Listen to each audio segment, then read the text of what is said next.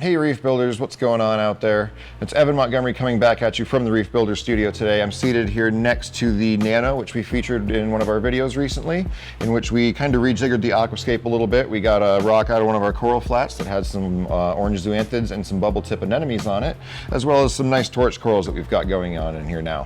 That's not what this video is about today though. I'm sure we'll cover this Nano Reef tank here again before too long, but I was thinking we've got a lot of nice clownfish around the studio, so I wanted to share some of those with you today instead. If you've been following along with this tank, you're familiar with the Mocha storms that we have in here. They're a variety of Ocellaris clownfish. I believe that they're a cross between the black storms and then some normal, or maybe even some more orange than normal Ocellaris as well. The Mochas have a lot more orange going on around them. You know, the black storms are pretty much black and white. These have a little more orange around the tail, which kind of adds a little more character to them. They have a little orange around the mouth sometimes. The larger one in here sure does. And these are one of our meaner clownfish in the studio, or that I've ever encountered actually anywhere. Every time I've got my hand in this tank, these two are going at it, you know, trying to get right in between my fingers, and it seems like they're really out for blood. I'm hoping that once those bubble tip anemones that we just put in here wake up a little bit more and kind of settle into the environment, that these clownfish might actually take to hosting in them and kind of stick to their territory a little more and leave me alone while I'm working on this tank. We'll see what those bubble tips actually ultimately turn into. But maybe these clownfish just don't have the personality to host. Who knows? But yeah, like I said, you've probably seen these enough because we've featured this Nano quite a bit. So let's move on to the next tank. I'm just going to go tank to tank here around the studio and kind of show off what we've got for clownfish. Just across from the Nano here in the studio, we have our 90-ish gallon Cade Australian themed aquarium. A lot of nice corals in here, some scolies, cinerinas, all that fun stuff. But down here we've got a really nice Duncan, and here's the black storm clownfish that I think that is one of the, like I said, the strains that they crossed with some orange Ocellaris to get the Mocha storms like we have in the Nano. Unlike the Mocha storms though, these are all black and white, you know, similar kind of color pattern, but it's all black and white. They don't have that orange around the edge of their fins, which, you know, depending on kind of what you're going for, it's all personal preference. You know, maybe you want some oranger fins, maybe you just like the solid black and white. It's kind of hard for me to pick which I prefer, honestly. They're both really cool. However, personality-wise, even though they're both Ocellaris varieties, these guys are a whole lot friendlier. I've never seen these guys attack any of their tank mates, and certainly has never given me any problems while I've got my hand in here working on this tank. So it kind of just goes to show that clownfish can have a wide range of personalities even if they are in the same species. So these are the black storms, another Ocellaris species, and I'd say for the kind of theme of this aquarium being a little bit lower light, I think the black and white was a really good choice for this display. We come now over here to the Euphilia garden. It's about a 75-gallon display. We've got obviously a lot of Euphilia corals in here and a variety of fish. Amongst them are a pair of the Spotcinctus clownfish. This is kind of a variety or a take on the Bicinctus clownfish, which are found in the Red Sea. Obviously a larger species of clownfish than the Ocellaris that we were just looking at, which typically can be a little bit more aggressive, but man, they are bulldozers. Anything in this display that's not glued down firmly, you know, they'll start doing their own aquascaping, which doesn't really help us out in a tank full of stinging Euphilia corals like this. But we glue everything down pretty well and can kind of avoid issues associated with that. We've got the pair of them here in the Euphilia tank, and then we've also got a single Spotcinctus over in one of our coral flats. So let's go take a look at that. Coming over here to our central coral flat, our middle coral flat, we have another Spotcinctus clownfish. In here we had an elegance coral until recently. We just moved that elegance coral to another one of our displays where we thought it would do a little bit better, a little bit lower light, lower flow. So this Spotcinctus, she was hosting in that elegance coral until we took it out recently, obviously. And it seems like she's a bit homeless at the moment, not really hosting, but doing just fine either way. One of our single clownfish, we don't have a mate for her, so she's just kind of in here doing her own thing. Definitely one of our more territorial clownfish also. You know, when we had that elegance coral in here and I'd be cleaning up the tank a bit and have to go move that coral temporarily, she would not like that very much. She'd be coming out, attacking my hand, just going crazy. Maybe not going crazy, but definitely being quite defensive. We don't get a great side view over here being in the coral flat as often as we'd like to. It's mostly top down like we're looking at right now. but a good addition to the community of fish we've got in here. Most of the corals in this coral flat are a little bit larger, so she can't be quite as much of a bulldozer as the ones over in the Euphyllia tank, but you can see by the frag plugs that have kind of tipped over here just overnight, you know, that's partly probably the strong flow that we have in this aquarium, but I suspect that she's been kind of doing a little bit of re-aquascaping here for us on our frag racks. We've actually got a clownfish in all of our coral flats, so let's take a little walk over here to our first coral flat, where we've got some nice gonnies and kind of just a mishmash of all kinds of corals going on. But down here in this really nice gonny, we've got a snowflake clownfish, just a single, not a pair in here either, but I'm not even sure if this is a he or a she, but obviously really likes that gonny. You know, you hardly ever get a good view of this clownfish because he's just down in the coral there so deep most of the time. A lot of personality, doesn't come out too much, but you can kind of tell just by looking at him there that he's got a curious mind. Also, one of our more aggressive ones, you know, I get my hand right in here to clean the side of this coral flat occasionally, and there's not a whole lot of clearance there, so I'm definitely intruding on the territory. Comes out and gives me a few pecks on the hand from time to time also. Snowflake clownfish here, like this one, are probably one of the more popular or commonly seen varieties of kind of designer captive bred clownfish. And you can see why, you know, it's like that orange face with the totally white back, a little orange on the fins. They're all a little bit different with the snowflake. Obviously, clownfish do not only host in anemones.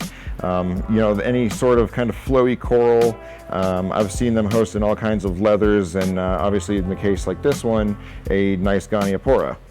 So this doesn't have to be an anemone to find them a home. That's typically what they'll go for, but they'll surprise you sometimes and settle in just about anywhere. Moving on now to our final coral flat. We have a longfin clownfish in here. Typically hides out right under this frag rack, so might not get the best view just now, but you can see these longfins, they almost remind me of a beta. I saw these for the first time, Macna, I don't know, 2014, 15, something like that. I forget exactly the vendor that had them there for the first time, but yeah, it kind of is very striking. You'd think that the longfin clownfish would maybe be one of the first varieties developed, but you know, they came in a long time after the snowflakes and some of the others. We're going to probably move this guy to one of our displays before too long, kind of get him out of the coral flat where we can properly enjoy him. We just have the single one here in this coral flat. However, in my home aquarium, I've got a pair of these, so I've really gotten a chance, probably more than any of the other designer clownfish, to really take some time to appreciate kind of what they are. You know, like I said, they kind of remind me of a freshwater beta, albeit a little bit more active. But yeah, these are one of my favorites, so sorry again about the kind of poor shot here under the coral flat. This one hardly ever comes out from underneath this frag rack, and we're looking through some pretty beat up, kind of scratched acrylic at the moment, but that's definitely one of the cooler ones there is the longfin. Now moving back over towards the display tanks here, just next to the Euphyllia garden we showed off, we have kind of what we call the kitchen sink reef tank. It's a bit of a mismatch of a lot of different types of corals, just a little bit of everything. If it didn't really have a good spot in one of our themed reef tanks, it kind of just ends up in here. And that applies to this little Percula, Onyx Percula clownfish that we have here as well. Perculas in general have always kind of been one of my personal favorites. I don't know if it's something in their personality or the body shape. Not sure, I've always just been a huge fan of them. They're kind of like the classic original clownfish, if you will. And the onyx here, you can see, has jet black stripes between the white stripes on its body, a bright orange face, and some kind of darker orange around the fins. As far as designer varieties of Percula clownfish go, I think this is kind of one of the classics. You know, I have seen these going way, way back in my time in the hobby. They've been around kind of a really long time, it seems like, so it's nice to have one of them here. You know, I wish we had a pair. This one is kind of over here by himself, not really hosting in anything. He kind of just hosts in this corner of the tank, actually. You know, I'll see him go on an adventure from time to time, but he's mostly just hanging out kind of right here, right where we can see him, which is nice. Moving on down the row here to the mangrove cube, which I'm sure many of our longtime viewers will be familiar with. Hosting in this long tentacle leather coral, which is not the weeping willow, although to the untrained eye it might look very similar. It is very similar, it's just not quite the same. But yeah, hosting in here we've got a pair of Wyoming white clownfish. These guys have a real uniform white color pattern, a little bit of orange on the mouth, a little bit of orange on the tail, similar to the snowflakes, although a little bit less orange, a little bit more white. Wyoming whites are another variety of Ocellaris, and I believe that the Wyoming whites, similar to the snowflake clownfish, are kind of one of the original designer strains that we've seen in the hobby for a long time now. These guys, unlike some of our Ocellaris in the nano, these guys are quite peaceful. Never seen them really try to take a bite out of any of their tank mates or anything like that. They kind of just mind their own business and host right here in this gorgeous leather coral. We come now to the tank, which we affectionately call here now the Fat Cube. This is the 15-year-old large acrylic tank that we recently picked up used, or I guess not so recently, as more towards the beginning of the year, maybe around February. And we put a lot of work into making this display what you see here, between polishing up the actual tank itself, scrubbing down some rocks, building a new stand for it, yada yada. We finally got this tank going, and the inhabitants are enjoying it quite well here, including this pair of Ocellaris clownfish. One is the midnight variety here that you see up front, and then we also have a snowflake, kind of a more typical snowflake. No two of the snowflakes are really the same. I've seen some of the midnight clownfish that have a little bit of orange around their mouth. This one clearly does not, however. It's just jet black head to toe. It's kind of the opposite of, I believe they're called a naked clownfish, that are just all white head to toe. But clearly it does not really matter what they look like as long as you have a male and female of the same species. Even if it's a slightly different color morph, you can get a pair. You know, these two have been together in this tank for a long time. They came with the tank together, and clearly they still like hanging out together quite a lot. They're hosting in this leather coral, which they've been doing since the beginning. All right, now we're making our way over to the other side of the studio here. Now we're looking at the flagship reef tank. This is one of our longer running reef tanks, a lot of more established colonies of coral in here. But the only fish, I believe, the only fish in this tank that are not tangs is this pair of wild true Percula clownfish. These are really the classic clownfish that people think of a lot of times. They're not as popular in the hobby now with all the captive bred varieties and just options for captive bred clownfish in general. Wild stuff has kind of gone out of favor for multiple reasons. These are quite happy here hosting in this large gonny.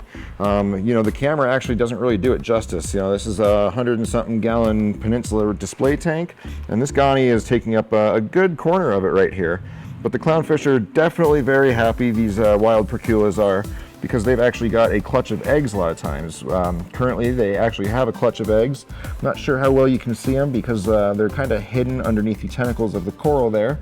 But clearly a very happy pair of clownfish, and it's just that you cannot understate the beauty of the true wild Percula clownfish. You know, they just really, that's kind of where it all started, you know. That's why a lot of people, I think, got into the hobby, was just good classic clownfish like these. Really hope you guys have enjoyed today's little tour around the studio, some of our display tanks and coral flats. Our collection of clownfish has just been growing and growing over the years, so this one's been a long time coming, and now we're up to, I think about, what was that, about 10 different strains of clownfish. So I think this was a well-timed video to kind of show off what we have so far. You know, clownfish they're great. They're great for beginners. A lot of people get into the hobby because of clownfish. You know, they go into their local aquarium store, and they're inexpensive, and they're pretty hardy, and they're also reef safe. You know, I've never seen a clownfish really go after any corals of any kind, rarely after tank mates that aren't clownfish. I really can't recommend keeping more than one pair of clownfish in a tank. If you have a single clownfish or a pair, it's okay, but when you try to start getting, you know, a whole harem of clownfish to fit in one tank together, you know, it's been done successfully before. You can search the internet for some tips on how to do that if you're really interested in it. But unless you have a massive reef tank, I would not go more than 2 clownfish per system, basically, or per display. Because they can be quite aggressive towards each other. Although, as you've seen today, some clownfish have different personalities. The larger ones can be kind of bulldozers in the tank, and even some of the smaller ones can be really territorial about going after your fingers when you put them in the tank, and definitely about being aggressive towards other clownfish. Part of why clownfish are so hardy and popular for beginners in this hobby as well is because they're omnivores. They'll eat pretty much anything that you can put in the tank, you know, flake food, pellet food, never had any issues with that. Obviously frozen food, brine shrimp, mysis shrimp, stuff like that. They'll go for pretty much anything that you can put in there, which also makes any variety of clownfish great for beginners. And that variety also makes them great too, because they can kind of, you know, you're kind of getting the same fish, but you're also kind of not. So you can really pick what you want based on what you think would look good in your own reef tank, and just kind of your own personal tastes. Clownfish don't need to host in an anemone. They don't really need to host in anything. They'll usually find a corner of the tank to hang out in if you don't have something for them to host in. Obviously a Goniopora coral works, obviously a Dunking coral can work, but the kind of classic, what a lot of people want out of their clownfish is for them to host in an anemone. Different species prefer different kinds of anemones. There's actually some great books out there, like this one here. We got anemone fishes and their host anemones. This one, you know, it's an older book. This was published, I think, in '94, but the information in here is still totally relevant. You can go through, not only will it help you identify different types of anemones, but also different types of clownfish and the anemones that they'll host in. Gives you some great information about, you know, geographically where the clownfish have come from, and kind of some of the lineages, and a little bit more about some of the stuff. This is an older book, so it doesn't have much about our designer kind of captive bred clownfish information about those in here. But if you can find a good resource for more information, then that's going to help you succeed in keeping clownfish long term. I doubt there's many people watching this video that haven't at some point kept a clownfish in one of their tanks at some point in time, if not multiples the way that we have. But if there is anybody out there that wasn't sure about clownfish or is just new to the hobby, I could definitely recommend clownfish as a good first beginner fish. But then also, if you've been around for a long time, you know, they just never really get old. Clownfish are a classic, some more classic than others, but even some of the new varieties are really piquing the interests of long-term hobbyists these days. And there's just more and more strains by the day. So hopefully you've been inspired by this video. If any of these particular strains really interest you, mention it down in the comments if you have any questions about specific strains or where to pick them up. I hope you've enjoyed this video, and we will talk to you next time.